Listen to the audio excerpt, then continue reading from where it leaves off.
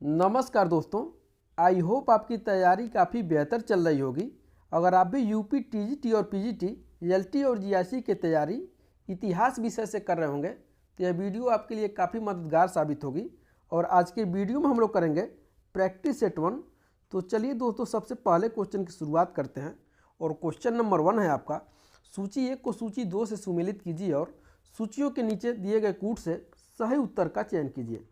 देखिएगा, इलाहाबाद की संधि, मंगलौर की संधि, सालबाई की संधि और मद्रास की संधि, इसको मैच करना है। तो देखेंगे इलाहाबाद की संधि कब हुई थी। तो इलाहाबाद की संधि दोस्तों 1765 में। और आपके जानकारी के लिए बता दें कि इलाहाबाद की 2 संधियां हुई थी।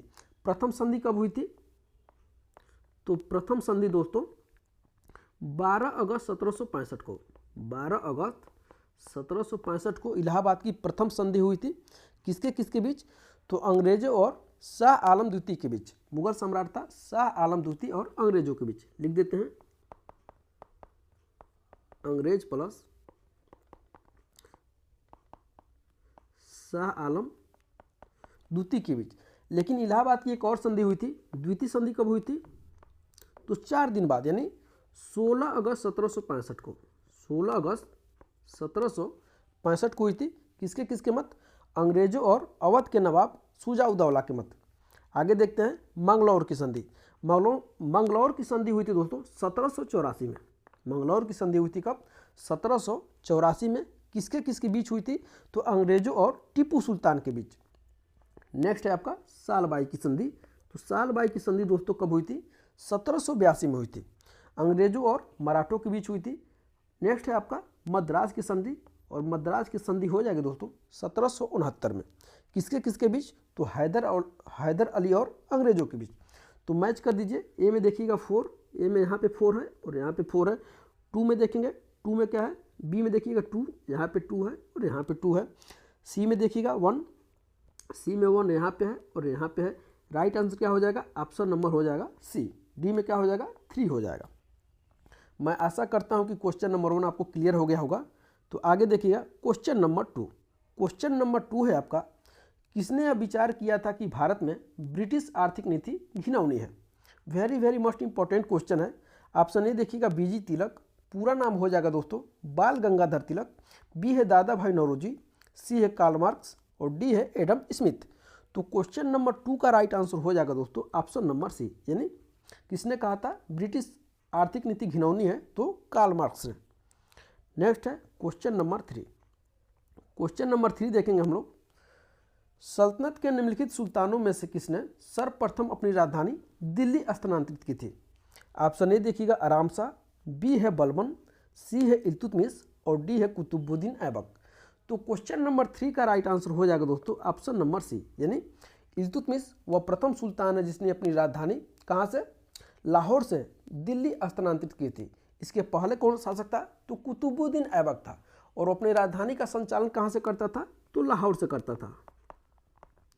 उसके मृत्यु के पश्चात, यानी जब वह चौगान खेल खेल रहा था, यानी पोलो खेल खेल रहा था, तो घोड़े के काठी से गिर करके उसकी मृत्यु हो गई। और अगला शासक कौन बना? आराम शाह बना। नेक्स्ट इल्तुतमिश ने क्या किया? अपनी राजधानी वहाँ से ट्रांसफर कर करके दिल्ली लेकर आया। आगे बढ़िएगा क्वेश्चन नंबर 4 की तरफ। क्वेश्चन नंबर 4 है आपका, मुगल प्रशासन में मदद-ए-माश इंगित करता है। ये देखिएगा चुंगी कर्ज यानी टोल टैक्स को, बी है विद्वानों को दी जाने वाली राजस्व मुक्त अनुदान भूमि को, सी है आपका सैन्य अधिकारियों को दी जाने वाली पेंशन और डी है बुआई कर यानी कल्टीवेशन टैक्स। तो क्वेश्चन नंबर 4 का राइट आंसर हो जाएगा दोस्तों ऑप्शन नंबर बी, यानी मदद-ए-माश क्या करता है? विद्वानों को दी जाने वाली क्या है? राजस्व मुक्त भूमि को। और भूमि किसको किसको दी जाती थी मदद-ए-माश? तो विद्वानों को दी जाती थी और धार्मिक लोगों को दी जाती थी। क्या होती थी? यह राजस्व मुक्त अनुदान भूमि होती थी। आगे देखेंगे क्वेश्चन नंबर 5। मैं आशा करता हूं कि क्वेश्चन आपको पसंद आ रहे होंगे। तो एक छोटी सी रिक्वेस्ट है, वीडियो को लाइक और चैनल को सब्सक्राइब जरूर करिएगा, ताकि जब तक आपका एग्जाम नहीं हो जाता है तब तक हमने पूरा टारगेट रखा है कि 15,000 क्वेश्चन का हम लोग प्रैक्टिस करेंगे। तो उससे आप वंचित न रह जाएं, इसलिए आप चैनल को सब्सक्राइब जरूर करिएगा। क्वेश्चन नंबर 5 है आपका, लीलावती के लेखक थे। ऑप्शन ए देखिएगा महावीराचार्य, बी है हेमचंद्राचार्य, सी है भास्कराचार्य और डी है कालकाचार्य। तो क्वेश्चन नंबर 5 का राइट आंसर हो जाएगा दोस्तों ऑप्शन नंबर सी, यानी लीलावती के लेखक कौन है? तो भास्कराचार्य जी हैं। और लीलावती है क्या? तो लीलावती दोस्तों गणित की पुस्तक है। किसकी पुस्तक है? गणित की पुस्तक है। नेक्स्ट है आपका क्वेश्चन नंबर 6। क्वेश्चन नंबर 6 देखिएगा, चंद्रगुप्त के 9 रत्नों में से निम्न में से कौन फालित ज्योतिषी से संबंधित है? ज्योतिष से संबंधित था।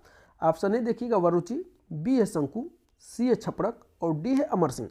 तो क्वेश्चन नंबर 7 का राइट आंसर हो जाएगा दोस्तों ऑप्शन नंबर सी, यानी ज्योतिष से कौन संबंधित है? तो छपड़क संबंधित है।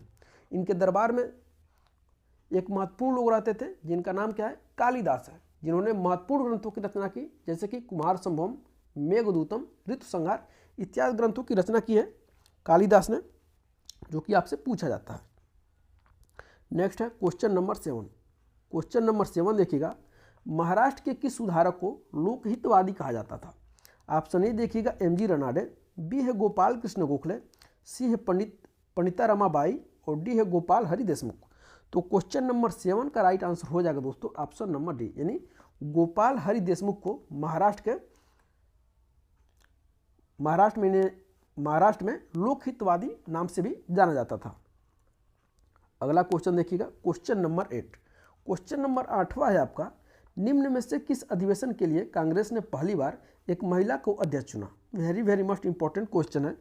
ऑप्शन ए देखिएगा कलकत्ता अधिवेशन 1917, बी है गया अधिवेशन 1922, सी है इलाहाबाद अधिवेशन 1921 और डी है लखनऊ अधिवेशन 1916। तो क्वेश्चन नंबर 8 का राइट आंसर हो जाएगा दोस्तों ऑप्शन नंबर ए, यानी कलकत्ता अधिवेशन 1917 में कांग्रेस ने क्या किया था? एक महिला को अपना प्रथम अध्यक्ष चुना था, जिसका नाम क्या है? Annie Besant.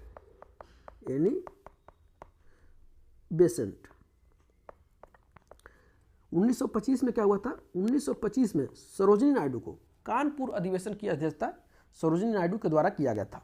तो याद रखिएगा दोनों डेट और दोनों कौन कौन अध्यक्षता किया है, किस किस जगह का, ये आपसे पूछा जाएगा। अगला महत्वपूर्ण क्वेश्चन की तरफ हम लोग बढ़ेंगे। क्वेश्चन नंबर 9 है, निम्नलिखित में से कौन एक उग्रवादी था? ए देखिएगा फिरोज शाह मेहता, बी है गोपाल कृष्ण गोखले, सी है बिपिन चंद्र पाल और डी है उपरोक्त में से कोई नहीं। तो क्वेश्चन नंबर 9 का राइट आंसर हो जाएगा दोस्तों ऑप्शन नंबर सी, यानी बिपिन चंद्र पाल क्या थे? एक उग्रवादी नेता थे। और उग्रवादी नेताओं में लाल बाल पाल का आप नाम सुने होंगे, लाल बाल और पाल। लाल से हो जाएगा दोस्तों लाला लाजपत राय, लाला लाजपत राय। बाल से हो जाएगा आपका बाल गंगाधर तिलक, बाल गंगाधर तिलक। और पाल से हो जाएगा आपका विपिन चंद्र पाल, विपिन माफ करिएगा बिपिन चंद्र पाल। तो यही क्वेश्चन है उग्रवादी कौन था? तो उग्रवादी दोस्तों हो जाएंगे बिपिन चंद्र पाल। बाकी फिरोज शाह मेहता, गोपाल कृष्ण गोखले, ये लोग क्या थे? उदारवादी नेता थे। नेक्स्ट है आपका क्वेश्चन नंबर 10। क्वेश्चन नंबर 10 देखिएगा, सूची 1 को सूची 2 से सुमेलित कीजिए तथा नीचे दिए गए कूट से सही उत्तर का चयन कीजिए। देखिएगा एक साइड दिया है स्थान और एक साइड दिया है स्मारक। तो देखिएगा कौशाम्बी क्या है? कौशाम्बी है, कुशीनगर है, सारनाथ है और श्रावस्ती है। तो कौशाम्बी में क्या हो जाएगा दोस्तों? कौशाम्बी में घोषिताराम मठ। कुशीनगर में क्या है? रानाभार स्तूप, कहीं कहीं मिलता है आपको रामाभार स्तूप। सारनाथ में क्या है दोस्तों? धमेक स्तूप है। और श्रावस्ती में क्या है? सहेत महत स्तूप है। तो मैच करिएगा ए में 2, ए में 2 यहीं पे है और यहाँ पे है। बी में देखिएगा 3, बी में 3 यहाँ पे है, यहाँ पे है। सी में देखेंगे सी में 1, सी में 1 यहाँ पे है, यहाँ पे है। और डी में क्या हो जाएगा आपका 4, तो डी में 4 यहाँ पे है और यहाँ पे है। चारों मैच किस में हो रहा है? तो ऑप्शन नंबर सी में मैच हो रहा है, यानी राइट आंसर क्या हो जाएगा? Option number C. Next question number 11, प्राचीन काल में आर्यों के जीविकोपार्जन का मुख्य साधन था। ऑप्शन ए देखिएगा कृषि, बी है शिकार, सी है शिल्पकर्म और डी है व्यापार। तो क्वेश्चन नंबर 11 का राइट आंसर हो जाएगा दोस्तों option number C. Very must important question था, यानी प्राचीन काल में आर्यों के जीविकोपार्जन का मुख्य साधन क्या था, तो कृषि था, भूलिएगा नहीं। इसी तरह के क्वेश्चन आपके यूपी, टीजीटी, पीजीटी, एलटी और जीआईसी की परीक्षा में देखने को मिलेंगे। नेक्स्ट है क्वेश्चन नंबर 12, घड़ी अथवा गृहकर लगाने वाला दिल्ली का प्रथम सुल्तान कौन था। ऑप्शन ए देखिएगा बलबन, बी है अलाउद्दीन खिलजी, सी है मोहम्मद बिन तुगलक और डी है फिरोज शाह तुगलक। तो क्वेश्चन नंबर 12 का राइट आंसर हो जाएगा दोस्तों ऑप्शन नंबर बी, यानी अलाउद्दीन खिलजी ने क्या किया था, घड़ी अथवा गृहकर दोनों लगाया था। देखिएगा घड़ी कर क्या होता था, घड़ी कर दोस्तों होता था,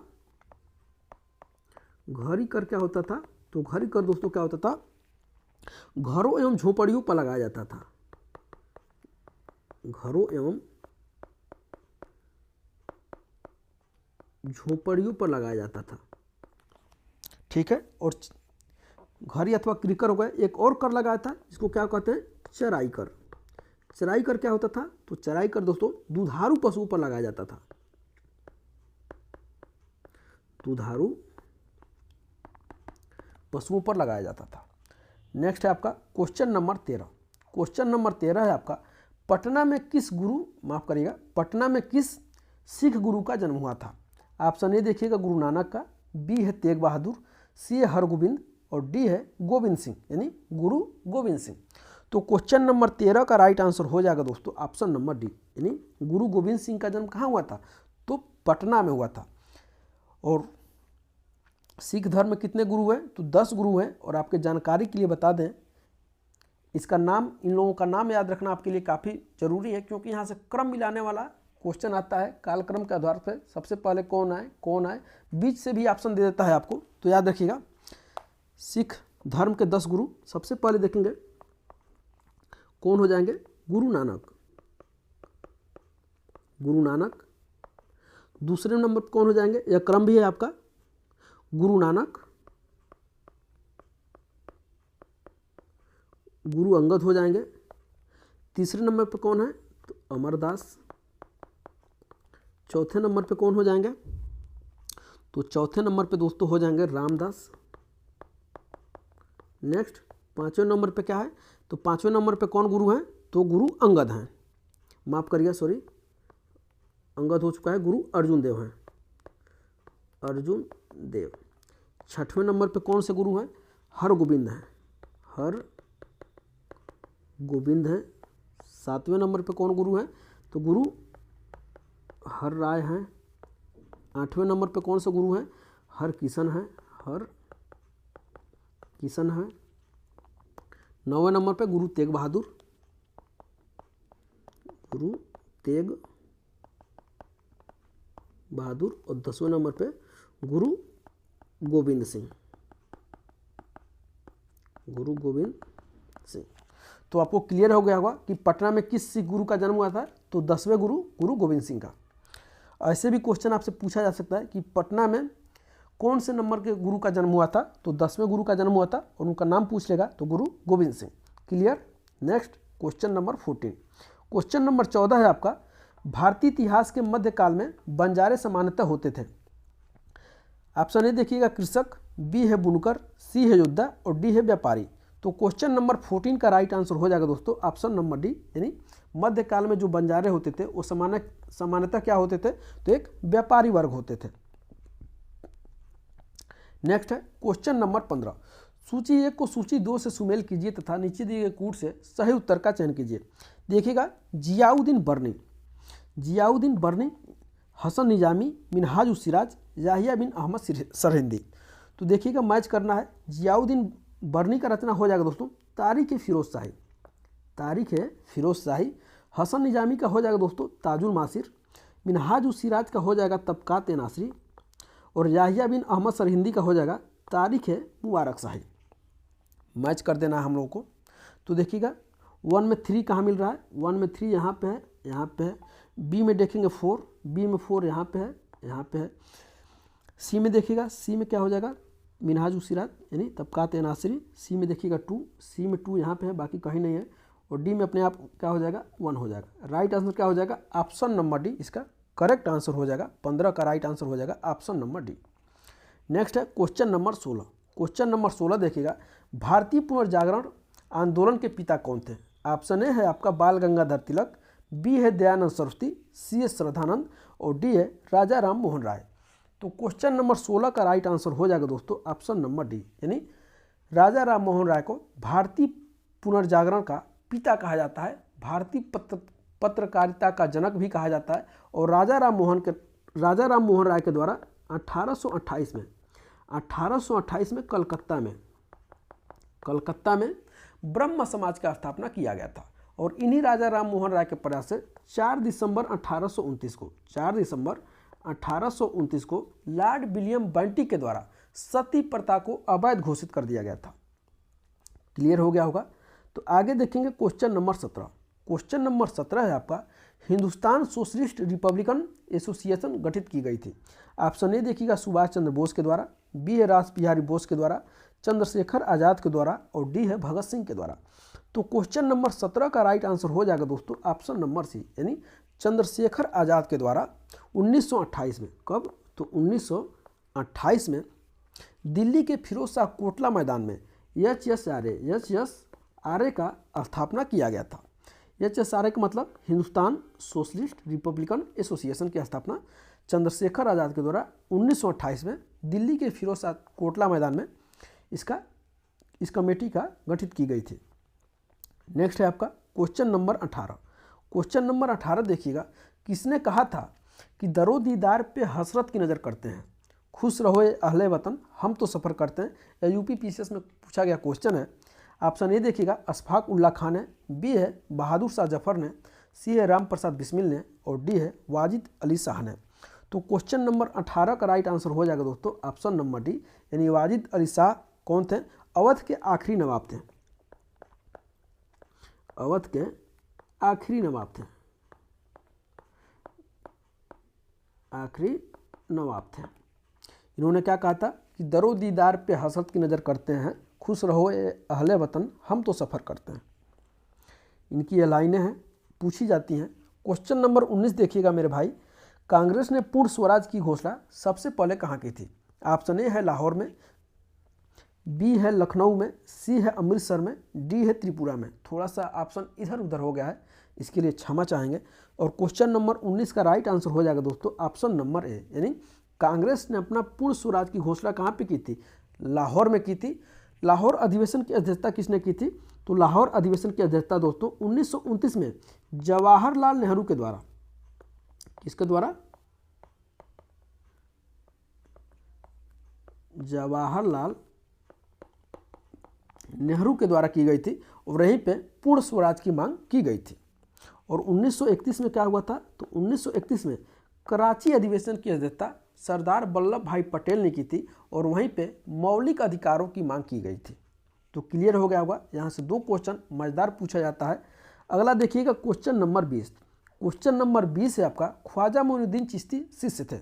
ऑप्शन ए है अब्दुल कादिर जिलानी के, बी है ख्वाजा अबू यूसुफ के, सी है ख्वाजा उस्मान हारूनी के और डी है ख्वाजा मौदूद के। तो क्वेश्चन नंबर 20 का राइट आंसर हो जाएगा दोस्तों ऑप्शन नंबर सी, यानी ख्वाजा मोइनुद्दीन चिश्ती ख्वाजा उस्मान हारूनी के शिष्य थे। और ख्वाजा मोइनुद्दीन चिश्ती महमूद गजनवी के साथ क्या हुए थे? भारत आए थे। ठीक है। और इनका दरगाह कहाँ पे? तो राजस्थान में स्थित है और इन्हें ख्वाजा साहब के नाम से जाना जाता है। और भारत में चिश्ती सिलसिला के संस्थापक ख्वाजा मोइनुद्दीन चिश्ती को ही माना जाता है। इतना पॉइंट याद रखेंगे इस ख्वाजा मोइनुद्दीन चिश्ती जी से। नेक्स्ट है आपका क्वेश्चन नंबर 21, निकोलो कोंटी कौन था? एक देखिएगा प्रसिद्ध चित्रकार, बी है इटली का एक यात्री जिसने विजयनगर साम्राज्य की यात्रा की थी, सी है एक पुर्तगाली यात्री और डी है एक ईरानी यात्री।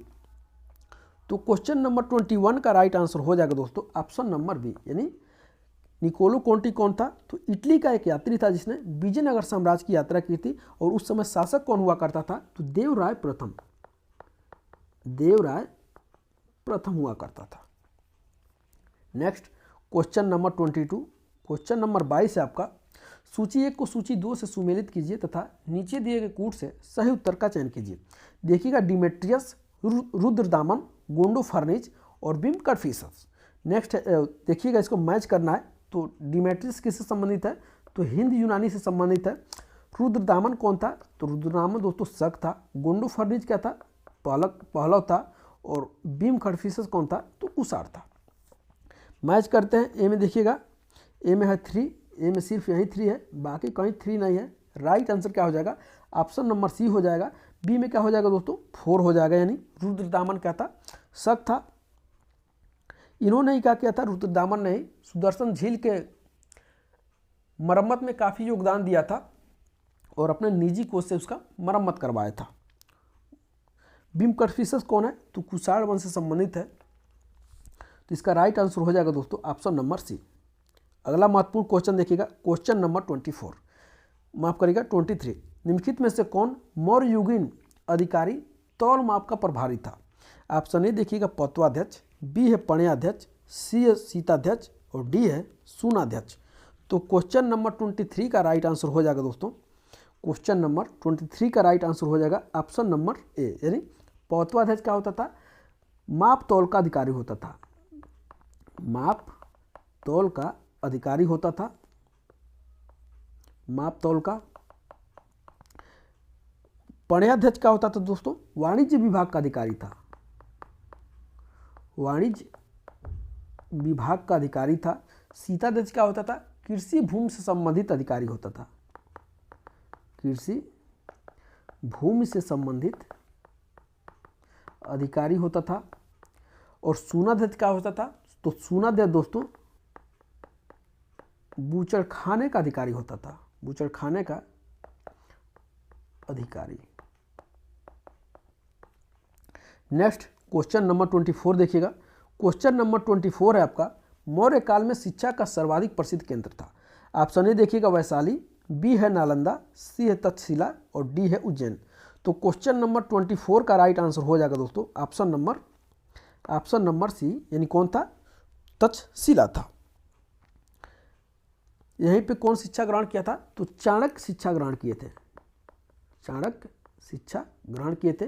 चाणक्य है कौन? तो चाणक्य दोस्तों चंद्रगुप्त मौर्य के प्रधानमंत्री हैं। Next question number 25।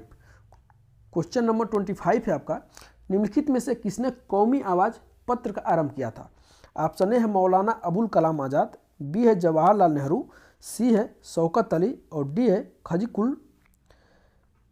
खलीकुज्जमान। तो क्वेश्चन नंबर 25 का राइट आंसर हो जाएगा दोस्तों ऑप्शन नंबर बी, यानी कौमी आवाज पत्र का आरंभ किसने किया था? जवाहरलाल नेहरू ने। यह क्या था? एक उर्दू अखबार था। यह क्या था? उर्दू अखबार था। इसका प्रकाशन कब हुआ था? तो 1945 में जवाहरलाल नेहरू और रफ़ी अहमद किदवई के द्वारा। किसके द्वारा? रफ़ी अहमद